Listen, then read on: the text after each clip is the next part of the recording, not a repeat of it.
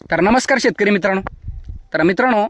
आजच्या या व्हिडिओमध्ये तुम्हाला सांगणार आहे, जर तुम्ही शेळी पालन करत असाल किंवा घरगुती तुमच्याजवळ एक शेळी असेल, 2 शेळ्या असतील, 3 असेल किंवा याच्यापेक्षा जास्त क्वांटिटीमध्ये तुमच्याजवळ शेळ्या असतील, 5 असेल, 10 असेल, 15 असेल, 20 असेल, 25, 40, 50 किंवा 50 पेक्षा सुद्धा जास्त तुमच्याजवळ शेळ्या असेल, तर बघा, जेवढ्या तुम्ही शेळ्या सांभाळा तेवढं तुम्हाला त्याच्यामध्ये पिल्ले मिळत असतात. 5 जर सांभाळल्या तर एका वेतामध्ये तुम्हाला त्याच्यापासून 10 पिल्ले मिळत असतात.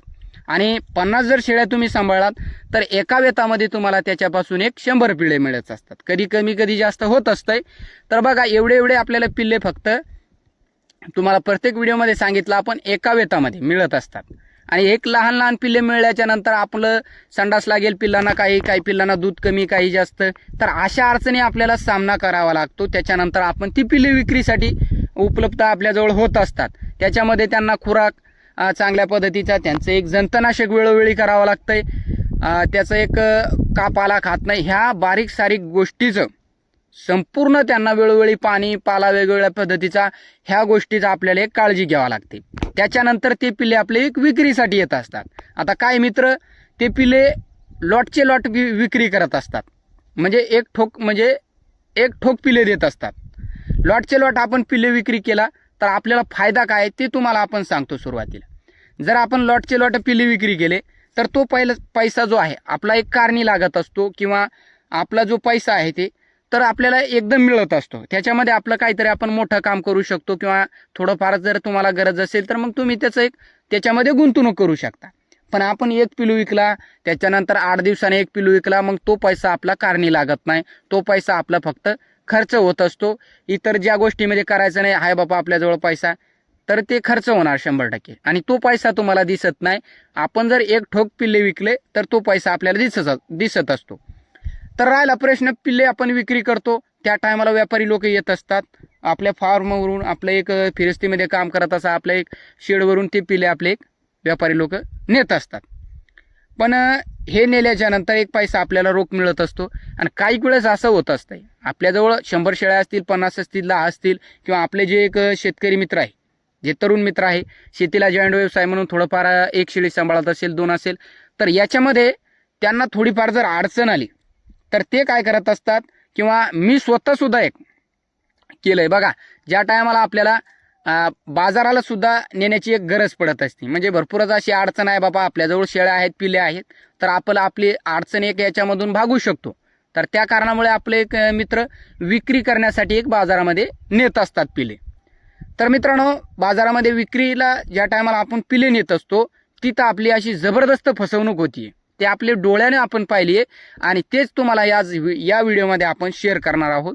तर शेवटपर्यंत व्हिडिओ नक्कीच बघा.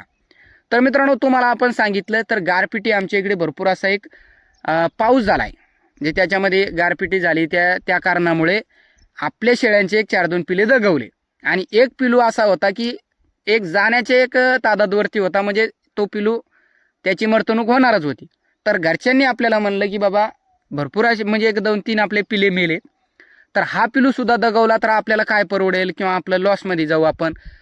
तर त्यांचं ऐकून आपण ते पिलू बाजारामध्ये नेलं विक्री करण्यासाठी. आता चाल म्हणे आपण हे बाजारामध्ये आपण हे पिलू विक्री करू म्हणे, तेवढं तर जे मेले म्हणे ते मेले, पण आता हे आपल्याजवळ ऑप्शन आहे म्हणे, तर याचा आपण 4 पैसे करून घेऊ म्हणे. तर ते पिल्लू आपण विक्री करण्यासाठी ज्या टायमाला बाजारात नेलं, तर तिथे जे आपण फसवणूक पाहिली मित्रांनो, तर आपले लोक आपल्यालाच फसवतात. आपले लोक आपल्याच एक तरुण मित्राचं, शेतकरी मित्राचं तिथं एक जीव घेत असतात, आणि त्यांच्यावरती ते फायदा कमावत असतात. तर प्रत्येक वेळेस ज्या टायमाला आपले एक गरजू काहीतरी काम पडतंय बाबा, आपल्याला शेतीला जॉईंट व्यवसाय म्हणून आपले काही मित्र काम करत असतील, मग एक शेळी असेल, 2 असेल, मग ते काय करत असतात, अडचण आली आपल्याला भरपूरच तर आपण बाजारामध्ये विक्री करू, ह्या आशेने ते बाजारामध्ये जात असतात. आणि बाजारामध्ये व्यापारी लोक मागतात केवढ्याला. जर तुमचं पिलू 10,000चं असेल आणि एका मालकाचं 10,000चं पिलू माझ्या अंदाजे, किंवा मी जर माझ्याजवळ पिलू असता तर 10,000ला आपण विक्रीच केला असता. तर आपला जो बोकड पाहिलाय तुम्ही काला, म्हणजे आपला ब्रीडर आहे गावरान, काही मित्रांना पाहिला असेल, काही मित्रांना पाहिलं नसेल, तर तशा पद्धतीचा त्याच्यापेक्षा छोटं पण एक त्याच क्वालिटीचा काळा बोकड, प्युअर गावरान बोकड, काळा बोकड, एक चांगल्या पद्धतीची क्वालिटी त्याची, आणि एक शेतकरी मित्र जो आहे, जो शेतकरी मित्र आहे ते म्हणे आमच्याजवळ एकच शेळी आहे म्हणे ही, आणि 2 वेता आम्ही याचे घेतले म्हणे. सुरुवातीला त्यानं एक खरेदी केली होती, त्याच्यानंतर म्हणे यानं एक पाठबोकड दिला म्हणे. आता जे आहे तर एकच पिलू दिलं म्हणे यानं. तर म्हटलं होतंय कधीमध्ये, काय हरकत नाही, आमच्याजवळ सुद्धा शेळ्या आहेत. तर बघा, एक पिलू असा टॉप क्वालिटीचा होता, जबरदस्त. आपल्याला सुद्धा पिलू आवडला, संगोपन सुद्धा चांगलं, याला गहू घेऊ दिलं म्हणे, एकटाच आहे म्हणून. दूध सुद्धा चांगलं होतं म्हणे, त्या कारणामुळे पिलू वाढलं म्हणे. म्हटलं हो, आम्हाला काय सांगण्याची गरज नाही, आम्ही त्याच्यामधलेच आहे म्हटलं. तर बघा मित्रांनो, तेवढ्यात आपलं पिलू सुद्धा आपण बाजारात उभा केला, आणि त्याच्यानंतर त्या एक शेतकरी मित्राचा पिलू बाजारात आपल्या शेजारी उभा होता. तर आपले पिल्लेला सुद्धा व्यापारी लोक मागायचे, त्याच्या पिल्लेला मागणी केली. सुरुवातीला एक 7,000ला द्यायचं म्हणे. 7 में दे रे क्या, 8 में, म्हणजे 7 में दे रे क्या, 8 में दे रे क्या.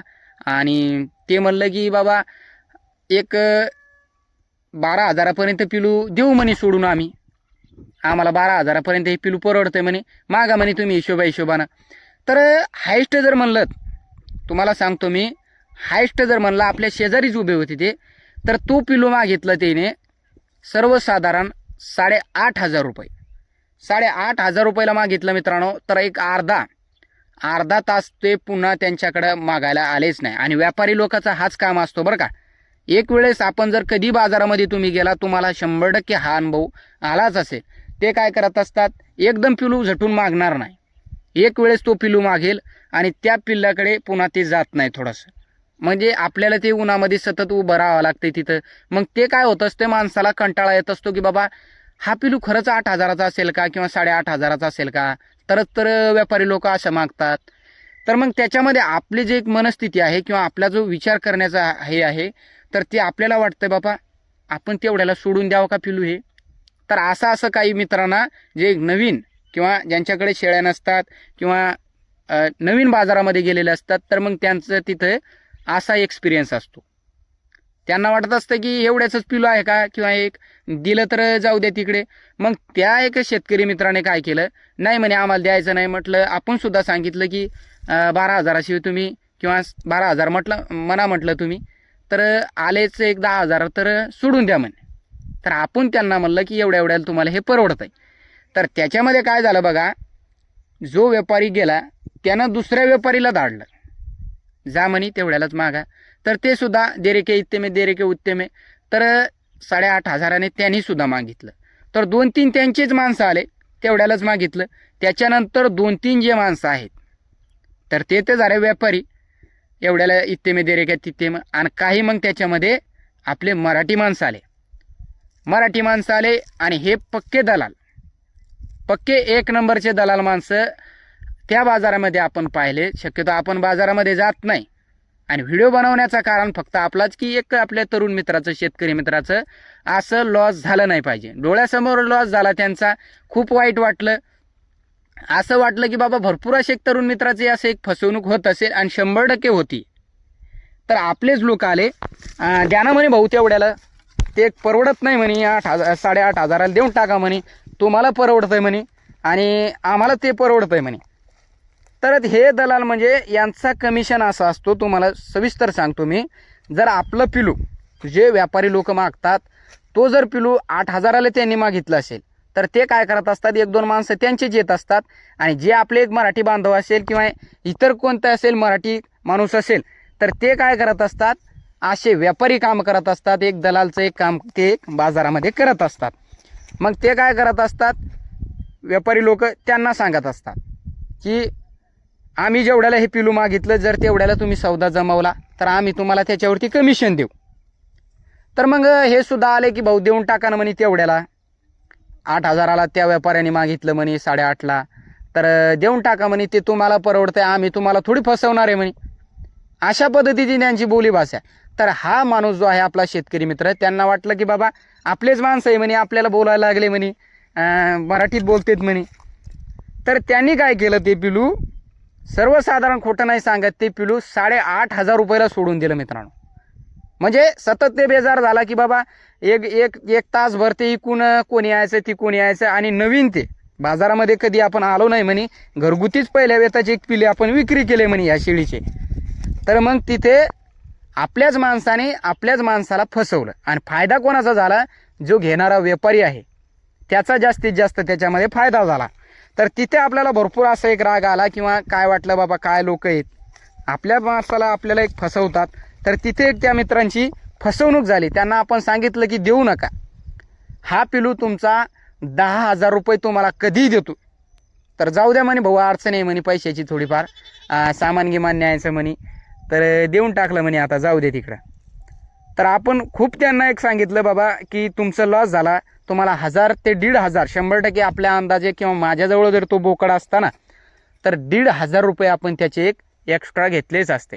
मिनिमम 10,000चा पिलू कधी जात होता, कधी जाणार म्हणजे एक 100% पिलू 10,000ला तो जात होता. तर बघा मित्रांनो, अशी एक आपल्याच माणसाने आपली जी एक फसवणूक ते बाजारामध्ये केली आणि आपल्या डोळ्यासमोर एक फसवणूक झाली.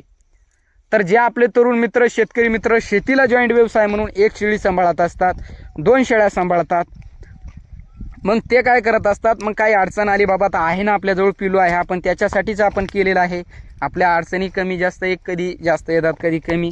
तर काही वेळेस पिलू विक्री केला की अडचण आपली भागत असते. या कारणासाठीच आपण कोणताही व्यवसाय करत असतो, छोटा असो मोठा असो, 1 असेल 2 असेल, तर याची घडामोड एक होतच असते. मग त्यांनी ते पिलू देऊन टाकलं तिथे. तर खूप वाईट वाटलं आपल्याला की बाबा एक आपलेच माणसं आपल्याला फसवतात. आणि जे आपले मित्र आहेत, तुम्हाला आपण सांगितले शेतकरी मित्र, तरुण मित्र, व्यवसायामध्ये उतरत असाल ना तुम्ही, तर पूर्णतः आपलं पिलू केवढ्याला जाईल हे तुम्हाला आपण 1-2 व्हिडिओमध्ये सांगितलं की किलोप्रमाणे काय कशा पद्धतीने विक्री करावे. तर हे पिलू आपलं वजन करून तुम्ही ज्या टायमाला बाजारात नेत असाल तर त्या टायमाला तुमची फसवणूक होत नाही आणि तो माल खराब होणारा नाही बरं का. तो माल खराब होत नाही, त्याला आज नाही तर उद्या कोणी घेतच असतंय. पण याच्यामध्ये आपली फसवणूक करून ही घेऊ नका किंवा कोणाच्या इथं तिथं जाऊन बळीसुद्धा पडू नका की बाबा घ्या तुम्ही. बळजबरीने कोणाच्या हाताखाली आपल्याला जायची गरज नाही किंवा घेता का तुम्ही. तर याला मार्केट भरपूर आहे, याला मागणी मार्केटमध्ये भरपूर आहे, याला घेणारे लोक भरपूर आहे. तर फक्त आपलं एक ज्या टायमाला आपण किंमत सांगतो तर ती किंमत बाजारामध्ये कधी लवकर सोडू नका. वाटल्यास तर पिलू आपला माघारी येईल, त्याच्यानंतर पुन्हा विक्री करा. गरज असेल तर मग अशा आपली गोष्टी होत असतात. आणि त्यांनी त्यांना सांगितलं की बाबा आम्हाला अडचण आहे म्हणे, तर त्यांनी एक जास्तच फायदा उचलला व्यापारी लोकांनी. आणि त्याच्यामध्ये जे आपले व्यापारी आहेत, दलाल म्हणू शकता त्यांना तुम्ही, तर भाषा मराठी बोलली आणि बाकी व्यापारी लोकांसारखंच संपूर्ण काम यांचं. तर अशा पद्धतीने ते एक आपल्या मित्रांचं जे शेतकरी आहे तर त्याची तर जागोजागी फसवणूक होतच असती, पण आपल्या एक डोळ्यासमोर त्यांची फसवणूक झाली, खूप वाईट वाटलं. तर अशी फसवणूक करून घेऊ नका. तर मित्रांनो, हा जो व्हिडिओ आहे आपल्या एक जास्तीत जास्त मित्रापर्यंत, तरुण मित्र, शेतकरी मित्रापर्यंत शेअर करा, ज्यांना करून त्यांची एक फसवणूक होणार नाही. व्हिडिओ पाहिल्याबद्दल मनापासून धन्यवाद.